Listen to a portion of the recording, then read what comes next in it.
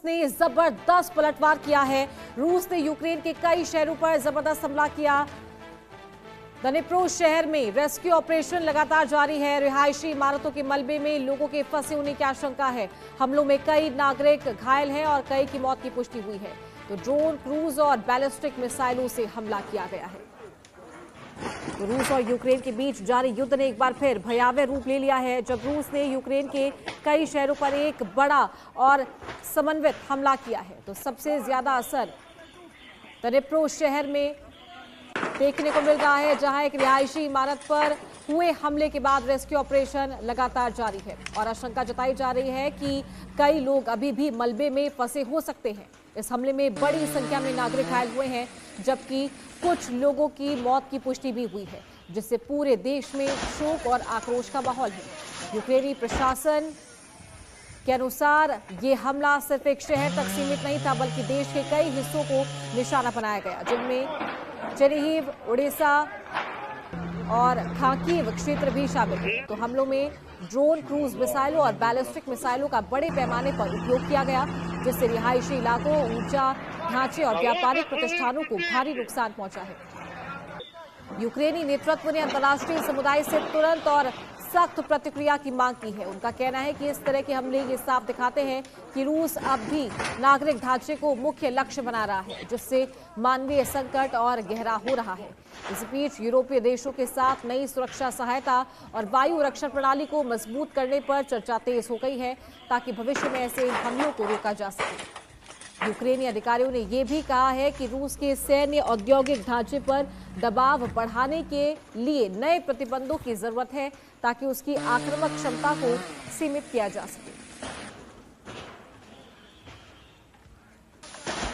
तो यूक्रेन युद्ध के 1500 दिन बीत चुके हैं और यूक्रेन पर रूस ने जबरदस्त पलटवार किया है।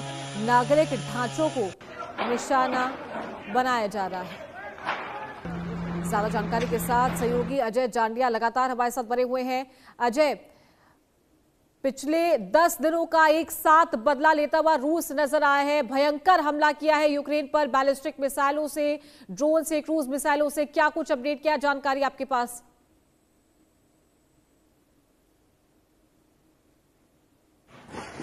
चलिए दोबारा उनसे बात करने की कोशिश करेंगे। तस्वीरें आप देख सकते हैं, यूक्रेन पर रूस ने जबरदस्त पलटवार किया है और तस्वीरें ही सब कुछ बयां कर रही है।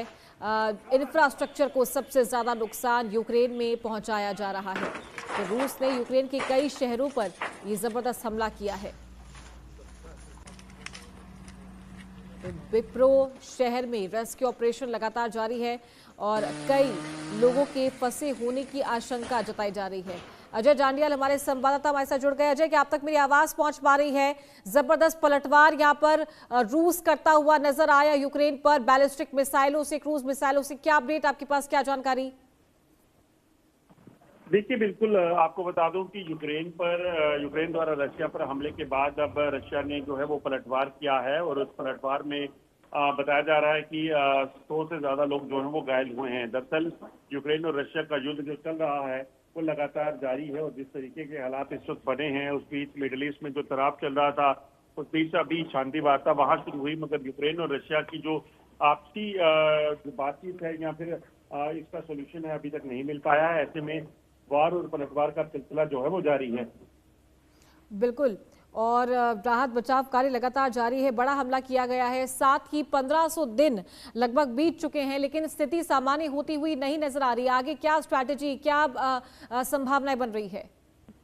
देखिए, बिल्कुल आपने ठीक कहा। जिस तरीके से अगर आप देखें तो एक लंबा युद्ध जो है वो यूक्रेन और रशिया के बीच में इस वक्त हो गया है। किसी तरह से इसका सोल्यूशन अभी देखने को नहीं मिल रहा है, क्योंकि ना तो रशिया झुकने को तैयार है, ना यूक्रेन झुकने को तैयार है और ना ही रशिया किसी भी तरीके से इसमें यूक्रेन को बख्शने की मूड में है। क्योंकि जिस तरीके से यूक्रेन को सपोर्ट नाटो कंट्रीज का, यूएस को पहले मिल रहा था, तब ये संभावनाएं जताई जा रही थी कि हो सकता है कि अगर डोनाल्ड ट्रंप ने जब बातचीत शुरू की थी, सीजफायर को लेकर बातचीत से सिलसिला शुरू हुआ था, उसमें कुछ रिजल्ट निकले, मगर ऐसा हुआ नहीं और ना तो डोनाल्ड ट्रंप यूक्रेन ने मानी आप पुतिन इस चीज को आप सुनने को तैयार है। तो ऐसे में अब नाटो कंट्री कहीं ना कहीं दिक्कत की गई है। इतनी जल्द सोल्यूशन नहीं देखने को।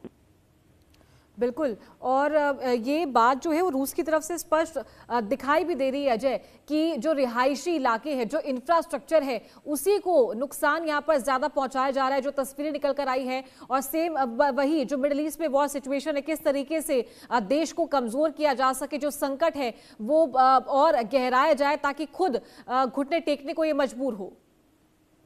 हाँ, बिल्कुल आपने ठीक कहा। देखिए, जब युद्ध की शुरुआत थी तब स्ट्रेटेजिक जो टारगेट थे उनको एम किया जा रहा था, मगर अब जैसे जैसे समय बीता है, अब आप देखें तो इकोनॉमिकल लॉसेस जो है देश को पहुंचाए जा सकें, उस चीज को देखते हुए जो है वो हमले किए जा रहे हैं। बड़ी जो बिल्डिंग्स हैं, बिजनेस हब्स हैं, उनको टारगेट करने का सिलसिला जो है वो दोनों तरफ से हो रहा है। यूक्रेन भी आप देखें तो बार बार इस तरह की कोशिश कर रहा है कि वो ज्यादा डैमेज जो है वो रशिया को दे सके, तो उसके बाद जो पलटवार होता है तो ऑब्वियसली पलटवार भी उसी ताकत से किया जाता है। तो वही सिलसिला शुरू हुआ है। कैजुअलिटीज का रेट जो है वो लगातार बढ़ता जा रहा है। ट्रंप जो लगातार ईरान के साथ युद्ध को लेकर जो है वो जो तनातनी चल रही है, ऐसे में अब यूएस भी इसमें बातचीत या मध्यस्थता की कोई यूएस की तरफ से भी कोशिश नहीं की जा रही, तो ये लंबा किस्सा जो युद्ध जो है वो दिख रहा है। बिल्कुल ठीक है। चलिए अजय, बहुत शुक्रिया आपका हमारे साथ जुड़ने के लिए और ये जानकारी देने के लिए। तो 1500 दिन बीत चुके हैं, लगातार हमला जो है वो जारी है। पिछले 10 दिनों का बदला भयंकर रूप से यहाँ पर रूस ने लिया है, और रिहायशी इलाकों को, बुनियादी ढांचों को निशाना बनाया गया। हमले में कई नागरिकों के मारे जाने की भी खबर सामने आई है। ड्रोन और मिसाइलों से रात भर हमले किए गए हैं।